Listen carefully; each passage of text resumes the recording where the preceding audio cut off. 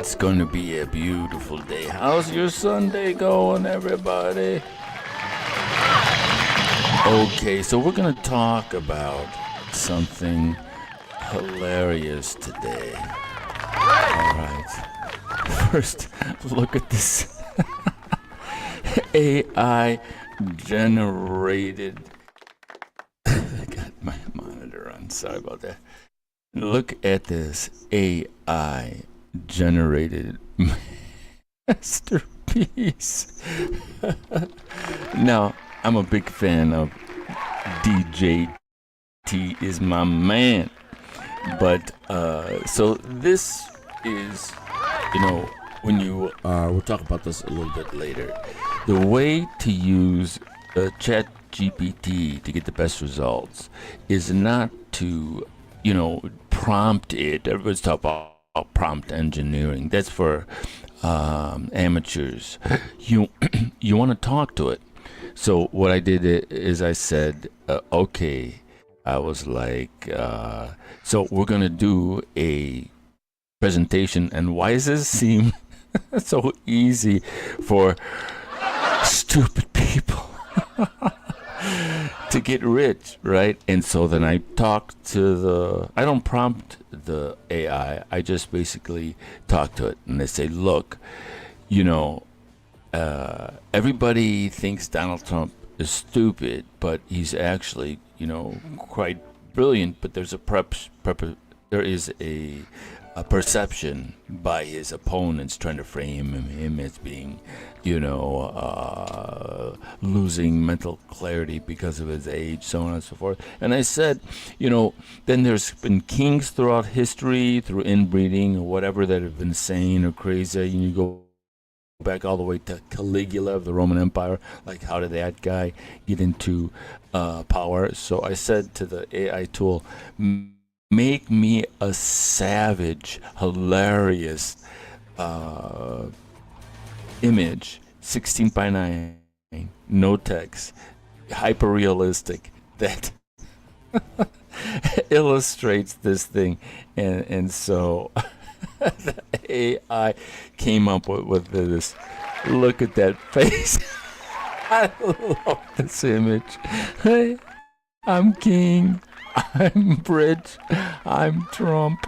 Oh man, what a great image. So let's talk about this. I mean, how about it? Okay, I remember one time, so I'm in Paris, right? Working in bâtiment, helping people find apartments, renovating them, and so on and so forth. And I taught myself like a lot about French culture just because I was interested in it. And I assumed anybody that buying property would have a good, working knowledge of, architecture, especially, I would meet these super rich investors that had, thousands. They're like, I've got 3,000 properties all over the United States, all over the world. So I figured these people would have the sort of mental acuity to, if they were buying property in Paris, to like have a realistic perspective on what they were buying. And so the thing that shocked me is this one investor didn't know the difference between the Rococo, right? So this is the Rococo motif. Scrolling acanthus leaves, different images that touch back to the Roman Empire, like kind of give respect to the awesomeness and the grandeur of Rome. It predates neoclassicism, but you see like Etruscan urns, right, scrolling acanthus leaves, and this sort of pineapple shape, which is all a shout out to the Roman grandeur and hospitality and these things that were associated with the Roman Empire. Then you have Art Nouveau, right? And so this style was literally taking the piss, was making fun of the Rococo, right? And so I'm with this investor who's got like thousands of apartments all over the world.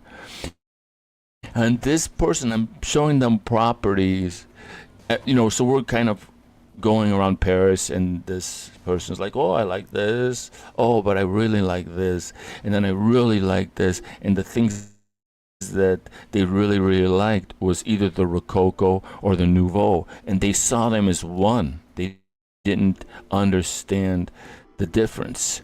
So I was like, that, and it's in that sort of period I start to formulate this ideas like, how is it that people, I seem to a little bit sunken in my seat. It's bothering me. There we go. Okay, that's better. Um, so how is it that stupid people can become rich? And so I figured it out, and I've got the solution. So, right, if you are a Renaissance man or woman, if you feel somewhat enlightened about your perspective of the world and have many different interests, but yet to find success in a really meaningful, lasting way, there's a reason for that, and there's a solution to change all that. Okay, so I'm not saying stupid people win, right? I'm just saying, why does it seem so easy for stupid people to get rich? That's all I'm saying. Okay, and here's the reality. Simplicity removes friction. It's a fact, right?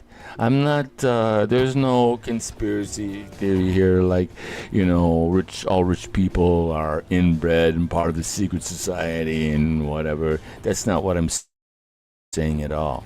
I'm saying simplicity removes friction, and there is a hidden cost to saying too much, because greater awareness does not always equal greater success. And they say this about Leonardo da Vinci, that he was notoriously late on delivering all of his projects, and he was just considered this, you know, this guy who wasn't really serious about what he was doing. It wasn't until after many, many years of work that you see what a just brilliant force of nature that Da Vinci was, and that he wasn't meant to fit in a world narrowly created by people who aren't that intelligent. He was more suited to be breaking new ground and creating something new, which is what many creative people were meant to be. Okay, so low friction minds move faster. Narrow cognition optimizes execution. Broad cognition multiplies options. All right, so that's not a recipe for success, right? Narrow cognition optimizes execution. Broad recognition multiplies options. All right, so when you have a lot of options, it's going to reduce your ability to pull the trigger and execute. And action is absolutely the common denominator when it comes to successful people. Okay, options slow decisions. Decisions create momentum. The big mo is everything. I can see that in my LinkedIn analytics. Do I have them here? Oh yeah. Okay, so this is like the end of the year, right? So this is like around springtime. I started to get serious about performances, and you see the hockey stick here. All right, so this is around March, April. I was doing my Stars of David campaign along with the N'oublions jamais. We launched it around then. And so this spike supported my daily posts, which are articles. Then I would go intermittently live here, and then right here, right, I'm starting to hit it heavy again during the live. So that's the live thing. So decisions create momentum. Momentum is everything. So the real problem with creative people, it's not laziness. It's that insight competes with focus, reflection fractures momentum, and interpretation delays execution. And we're talking about stupid people, right? So if you are, one who is not that enlightened, who's not that reflective, you're not gonna have any delays as far as introspection or reflection or any of those insights, right? You're not gonna have any great insights because your brain isn't really wired or designed for that sort of expansive, expansionist thinking. All right, so you're designed to execute if you don't have the mental horsepower. So success thrives on simplicity. People who succeed early doubt less, question less. They commit earlier and stick longer. Not smarter, just more aligned. And so if you are highly creative, highly intelligent, you're going to be thinking more. Your brain is going to be questioning this. Is this right? Is this wrong? You're going to be committing later because you have more questions. All right? And so all of these forces combine to make it easy for stupid people to to get rich, right? So identity friction is the hidden tax. Complex identity. If your identity is complex, right? You're a musician who can play the drums, the bass, like Prince and whatnot. It's easy to be in slow motion. Prince was actually the opposite. But if you have a lot of skill sets, if you know a lot of stuff, right, it's easy to get bogged down in a slow motion rhythm. All right? And so a simple identity is less friction, which means more speed, which means you can get things done because there's less options. Momentum beats mastery, and this is huge. Momentum beats mastery. Dan Pena talks about this all the time, that if the world was run by engineers, we'd never get everything done because, oops, my blue square is upside down. Because, come on now. Because the main focus of many engineers is perfection, but perfection is the paralysis through analysis, right? And so the breakthrough, you don't need to understand yourself to move. You need a structure that makes motion possible. Execution creates clarity, not the other way around. So how do you execute, right? So you don't need to understand yourself to move. You need structure that makes motion possible. How do you get the structure that makes motion possible? Oops, I hit the wrong thing. I was on the wrong thing. Okay, I wanted to get back to this. I love this. DJT, if you're watching, it's the AI, right? I personally am a big fan, but I told the AI, man, many people are trying to say Trump is not smart, even though that's not true.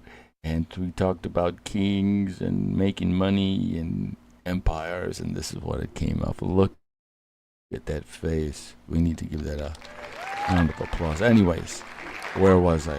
Oh, yeah. So the solution is something I never thought possible. I thought it would. The solution is coming from the agentic features of artificial intelligence. Enter, right? The projects. Let's see if we can get it a little bit better here. Is that better? Yeah. So you have GPTs up here, which you don't remember. So you can create your own GTP. I'm experimenting with different language immersion models, and we'll talk about that later. But the projects, remember. So if you had the GPT would be great for, let's say you had a company with a clear set of a clear brand identity, action list, the do's and don'ts. This is how we were going to present ourselves. This is how we don't want to present ourselves. We don't want to use these terms in our marketing messages. We want to focus on these core values. And so you put whatever it is, the corporate ID dossier, you put it into this project file, right? And then within the project, you create promotional materials, and it will pull from this corporate ID dossier, this corporate ID file, and it will create content that plays by the rules of what you want it to play by. And the great thing about these projects is as you refine your marketing message and say, well, okay, that was great. We would prefer to go here. We would prefer to go there, right? It would remember as opposed to this, the GPT. Just the GTP, it's not going to remember as much. So you could put that same framework, this corporate ID thing in here, but it's going to just sort of spit out a generic response, which you then take to your team, and it will modify, and you'd be like, okay, beautiful, thanks for the template, we're going to work on it now outside of the GPT. All right, so the main thing is this part of, you're right, so if you want to make your own GPT, just say create. I haven't explored this lower part, but all I know is how to create the GPTs. And so for the new project, right, Liam's life experiences, so the human algorithm, the boredom awards,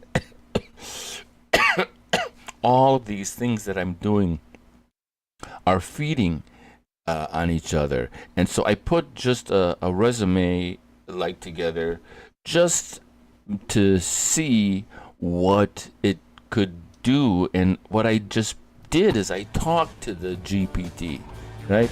And so I'm sorry, I talked to the project. And so if you look right here again, what we've got is what we've got right here. Wait, where is the music here in this thing? I don't see the freaking music. Original music. Do I have that turned off? Oh, we've got it turned off. Okay, let's turn it on. There it is. Sorry about that. All right. Yeah. So if you go here, right, you rename the project, but if you go there, you've got add instructions. So let's see. In this project, Liam's life, do I have any instructions? Project settings. Okay, I don't have any instructions on this one. A sparring partner. Okay, so I've got instructions on this one. So based on everything you know about me, when I present an idea, so it's going to spar. with me and make counter arguments. This one, I'm just talking to. So there's no instructions necessary. Oh, don't want to delete it. So you just talk to it. You tell it all of your life experience, what you've done, when you've done it, and then if you ever need a resume, if you never need to present yourself in any way, right? So you're this creative, big, enlightened force, and now you've got to pare yourself down to a small thing and present yourself, because you're going to make your case on why you're going to be good for this team or this project or this job. And so when you talk to your project, right, and you tell your project who you are and all the experiences you've had, and you say, okay, now I'm going to make a case why I should be working on this team or with this people or at this job, you can take the job description and you put it here, right, and say, you PDF or whatever it is, you can upload it here, add files, and it'll understand the project that you're trying to fit yourself into, and then it'll take your life experiences and say, hey, you're a strong fit for this, all right, let's go. Or it might say, you're not really crushing in it on all 8 cylinders, let's find a way where we can position yourself.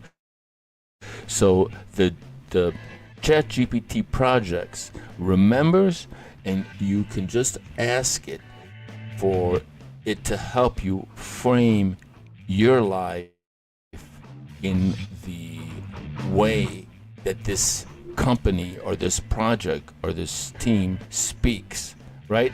So you're trying to get into a consulting agency or an artistic design firm or a streaming or podcast production project, right? So you've got all these skills that you can, all these different types of narrow things that you could fulfill, but you don't have the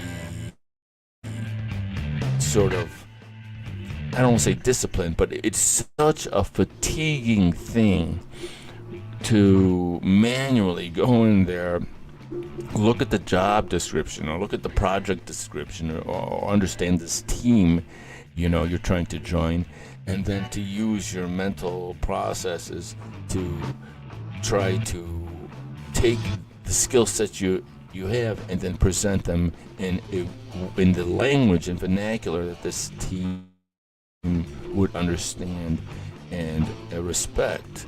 So there's actually software that resumes, software that people use to scan resumes. And so you can tell the ChatGPT project, look, make this cover letter or this resume or this proposal compliant with any type of project or resume reader this company who's in this industry has, and it'll fill it with all the proper buzzwords that the keywords that the resume filter is using. All right. So where's my picture again? There it is. So once again, sorry, Donald Trump. You're my guy, but I think this is going to just crush it on the engagement tip. Look at that face. I'm rich. I'm the king of the world. Look at me. Totally hilarious. All right, everybody. No, on this, I don't have my sound effects on either. Look at it. Oh, I got my sound effects on. Where are my sound effects? There we go.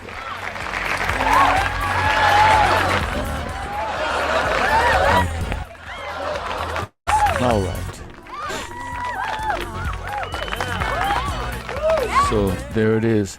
GPT projects are this key. If you're a Renaissance man or woman,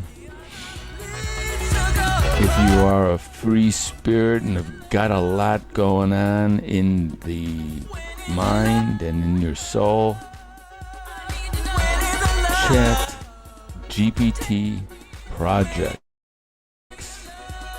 on the left sidebar there is your answer to getting focused, breaking it down, and making a move. All right. Confidence complete.